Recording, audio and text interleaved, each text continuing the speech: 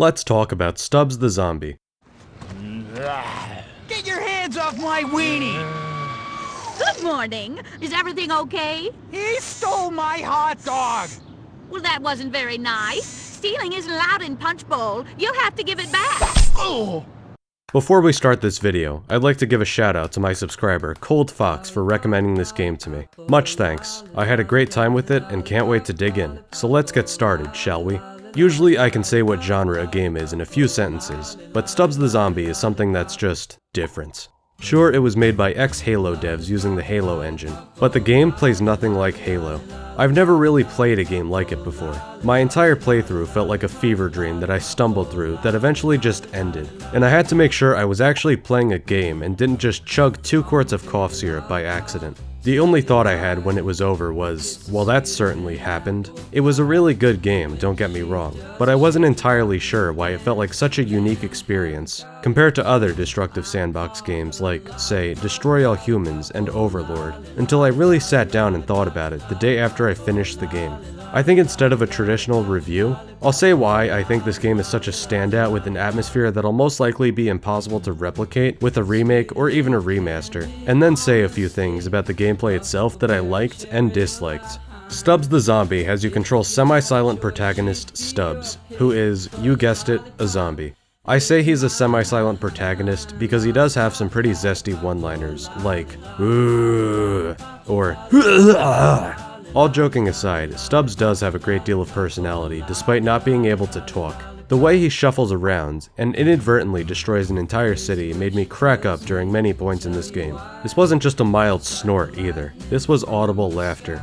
I think the first thing that contributes to the fever dream aesthetic of the game is the city itself. Instead of a normal 1950s city like you'd find in Destroy All Humans, you're instead transported to the retro-futuristic utopia of Punch Bowl, Pennsylvania, founded by billionaire Andrew Munday and designed by former Nazi scientists, because apparently that was all the rage in 1950s America. All of the merchants in this town are probably fresh out of middle school as well. Just look at the store's name on the truck, if you can, because the game is really, really dark. Not gonna lie, Dutch Oven Bakery is a pretty hilarious name. I think the second thing that contributes to the atmosphere is this light film grain effect that's placed over the entire game. It's not too disruptive like the one in Red Dead Revolver that made me squint just to see what the hell was going on, but it definitely gave the game this abstract B-movie atmosphere because everything feels a lot hazier. And just think about it. When you're dreaming, do you dream in full 4K UHD, or is everything just a blur from start to finish? Exactly. Everything is fragmented and obscured. The soundtrack is very sparse. There are a few jolly 50s songs scattered about, which serve to juxtapose the lighthearted atmosphere with the gruesome violence of Stubbs' rampage, as well as pop-punk renditions of those same 50s songs. Most of the game, however, is dead silence when it comes to the soundtrack. It gives it this uncanny atmosphere because all you hear is squishing and gnashing of teeth.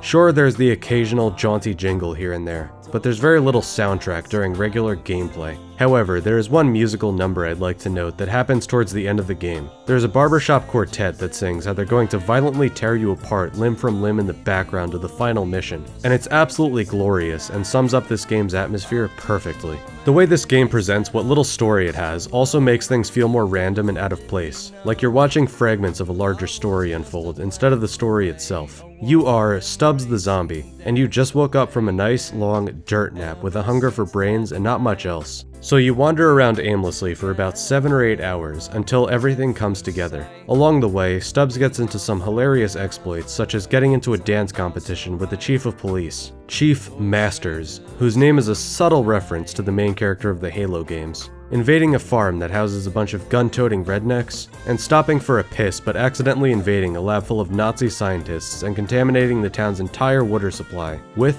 zombie urine. These seemingly random and off-the-wall events never feel out of place though, especially if you go into the game with no preconceived notions about what the game should and shouldn't be. I didn't even mind sections where the gameplay drastically changed, such as the aforementioned dance-off, because it was decently designed and felt like it was supposed to be random. In the end, it turns out what Stubbs was searching for all along was the girl he had met 26 years before he rose from the dead. The game hinted at this at first, but made it seem like it was just some random objective he had while burning the city to the ground. The writers don't explicitly tell you that though, so you're just kind of railroaded from one place to the next. I actually think this was unintentionally a very brilliant design decision, because it gave the game this identity that not many other games have, a feeling of true chaos. I'll talk about why that's important later on when I dig into the gameplay itself. This does have its downside though, which is making the game feel like a bit of a drag towards the end, because there are a lot of what I'd coin false endings, where you think the game is about to end, but then you realize that you have a few more hours left until the real ending.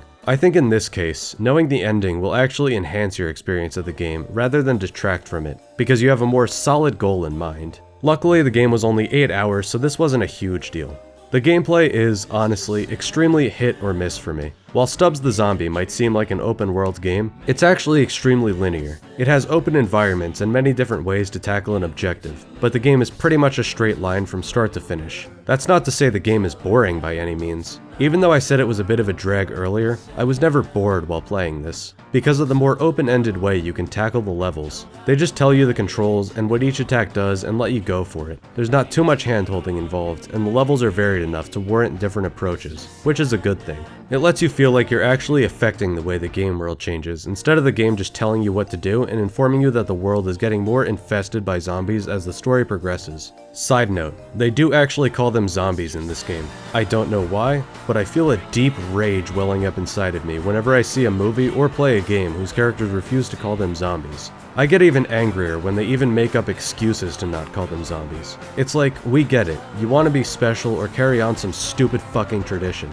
Go eat a plate of fried cum. The core gameplay loop, at its heart, is very simple. Just traverse through the levels, eat some brains, drive the occasional vehicle, and turn everyone you meet into zombies. This might make the game seem like Overlord, but it's not. You don't have direct control over what the zombies do. They just kind of follow you around and do their own thing. The most you can do is push them when they're in your way, load them into a car, or try to whistle to them so they come over. The whistle, however, has only worked a grand total of 3 times when I played this game. They're extremely useful as backup for swarming the enemy, or as meat shields for more difficult bosses and soldiers with more powerful guns. Sometimes you need to use the zombies to complete an objective, and they do, most of the time. Sometimes they stand there like a bunch of fucking morons right next to the objective because they're too cool to let you progress through the game.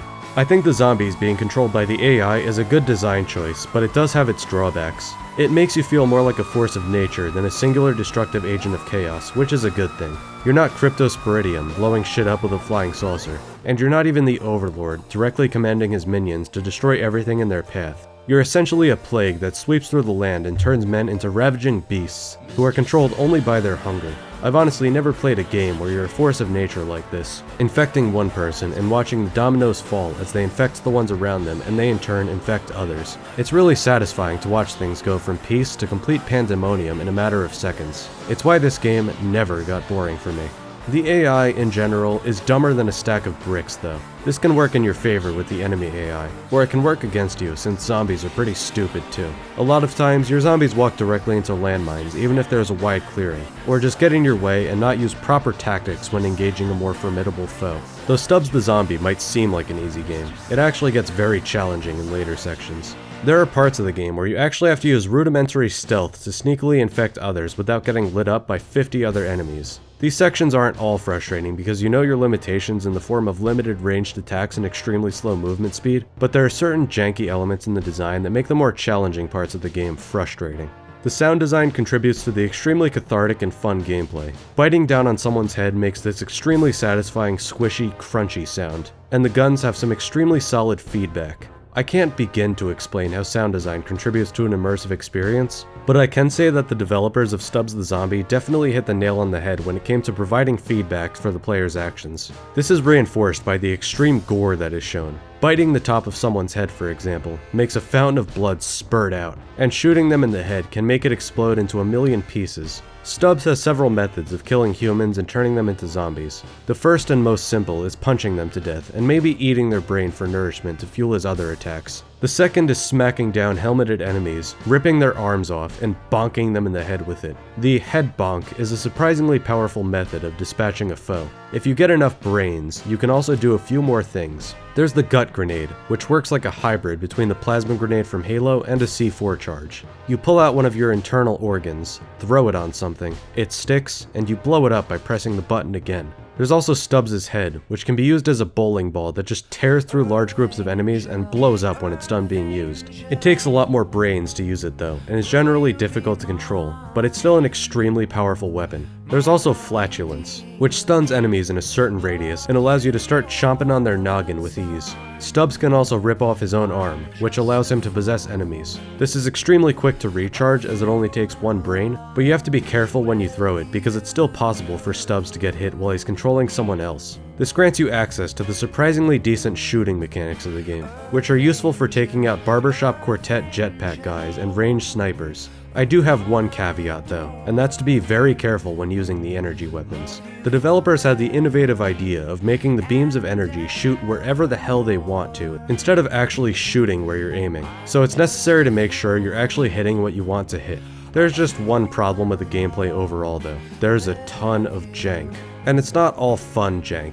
I can certainly see past most of this though for two reasons. One, I'm a huge fan of Eurojank games like Stalker and Gothic, so my tolerance for this thing is kind of high. And two, I'm playing the PC port, so I don't know how technically sound this game was on the original Xbox. Hell, I even had to download a program called Cursor Lock so I could keep the cursor from drifting out of the game window onto my second monitor and clicking out of the damn thing every 5 seconds. I also had to download a fan-made patch that gave the game proper widescreen support. It scaled pretty well on my 1440p monitor, with no stretchiness, so I'm pretty satisfied with that patch. There was another issue I had, and that was with the button's responsiveness. Whenever I'd hit a key, I'd have to hit it multiple times to perform an action, which really made the game feel more frustrating than it should have. If I press a button, I want the command to be fulfilled immediately, not after 2 or 3 button presses. This is especially bad with boss sections, where I found myself frantically trying to trigger each ability so I could kill the boss without dying 50 times. These bosses aren't that great either. One boss has you running around, pressing buttons, and throwing a gut grenade or two at him midair. He was frustrating because it more or less came down to getting lucky enough to not be hit by his death ray since your movement speed was so slow.